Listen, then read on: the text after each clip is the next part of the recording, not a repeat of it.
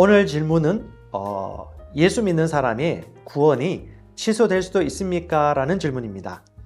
많은 사람들이 이런 질문을 하고 있습니다. 그 말은 구원에 대한 확신이 없다는 말이고, 또 한편으로는 미심쩍고 100% 구원받은 것에 대한 확신이 없기에 두려움이 있다는 말이죠. 그 두려움이 어디서 올까요? 보통 마지막 때의 환란의 때에 성경 구절을 읽다 보면 이 두려움이 엄습하죠. 그 두려움이 어디서 오느냐? 자꾸 행위로 가는 거예요.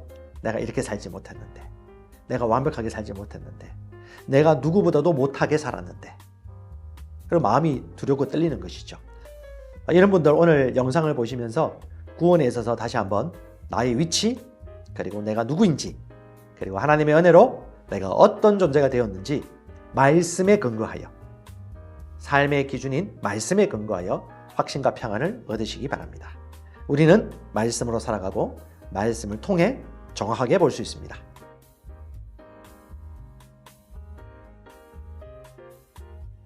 구원이 정말 취소될 수 있나요? 어떤 사람은 얘기합니다. 혹시 내가 그 사람이 될 수도 있지 않을까요?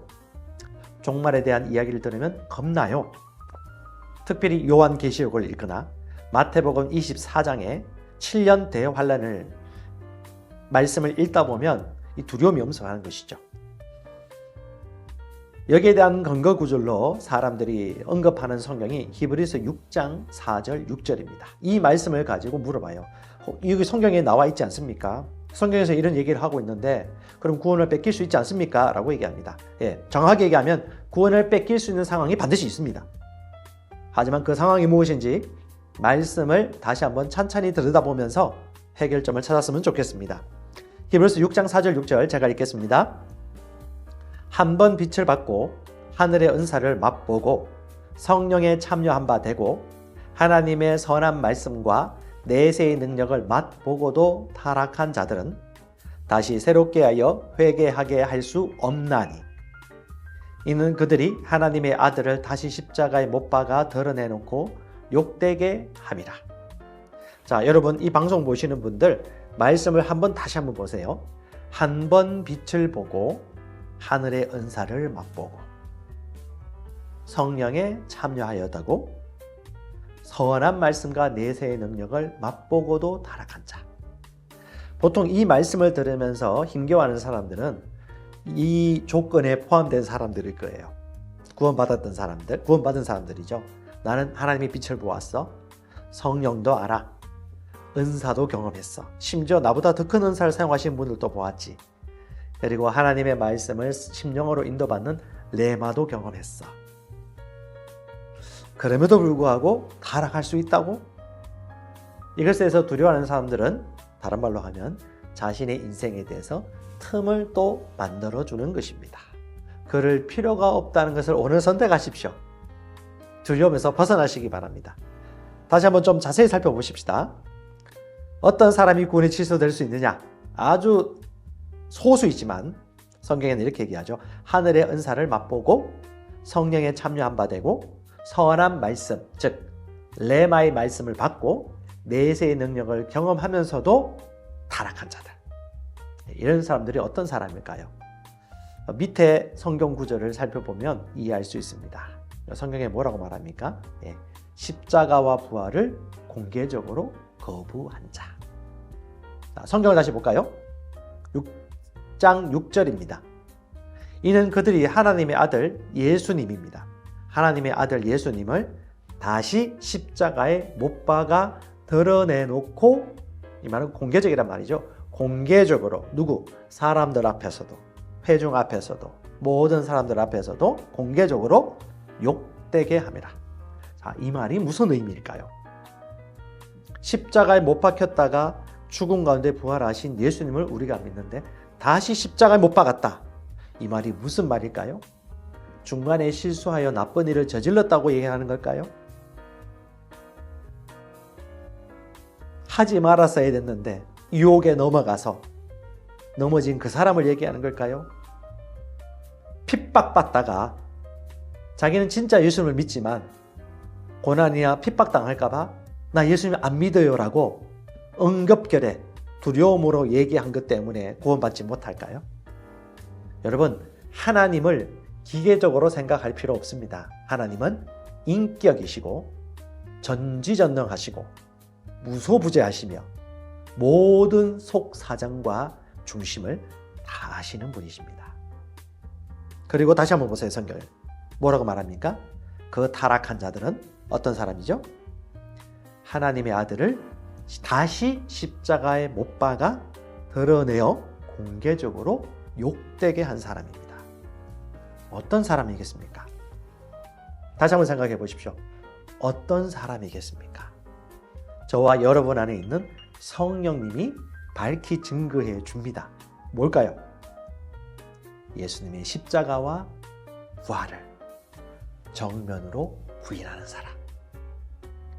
예수님의 은혜로 예수님을 믿는 믿음으로 구원받은 것을 오히려 드러내놓고 거절하고 부정하고 예수를 저주하는 사람, 성령을 욕하는 사람, 하나님의 이름을 저주하는 사람, 이런 사람이 바로 타락한 자입니다. 예수 믿는 사람은 그런 얘기합니다. 어떻게 그럴 수 있습니까? 네, 저도 제 주위에도 보지 못했어요.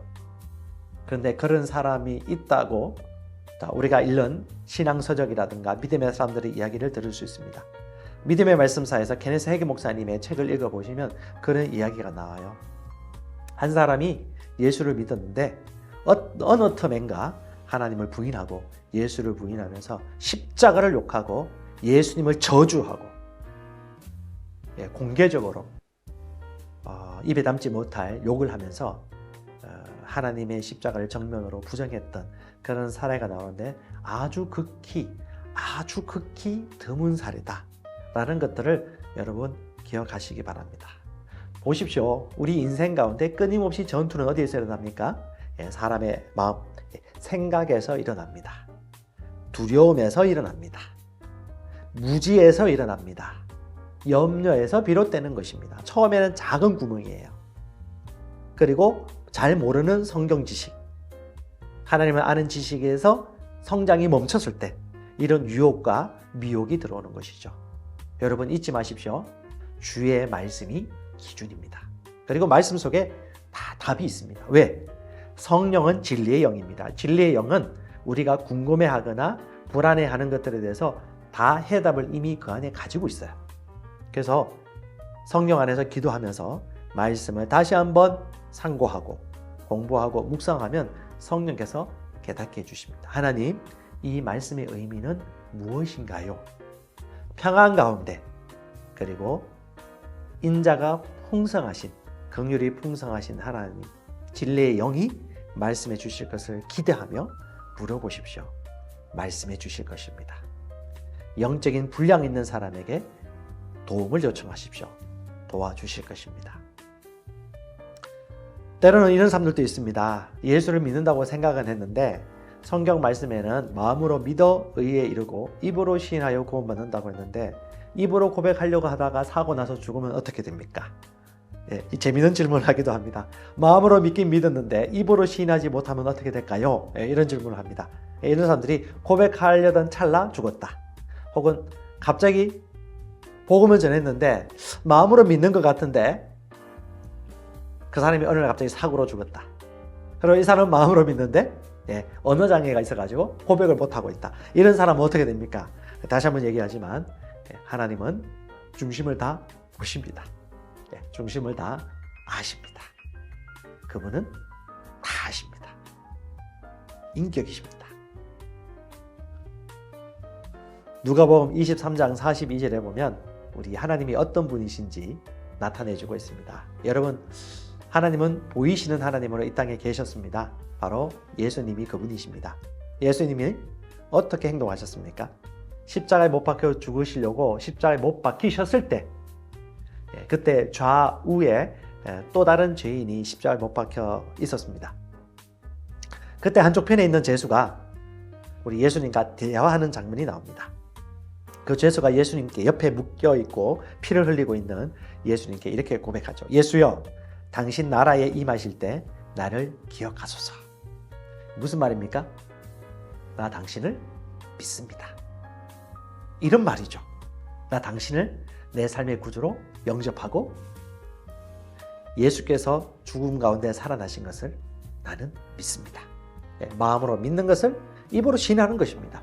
로마서 10장 9절 말씀을 이렇게 표현한 것입니다. 어떻게 해요? 하나님 나라 임하실 때 나를 기억하세요.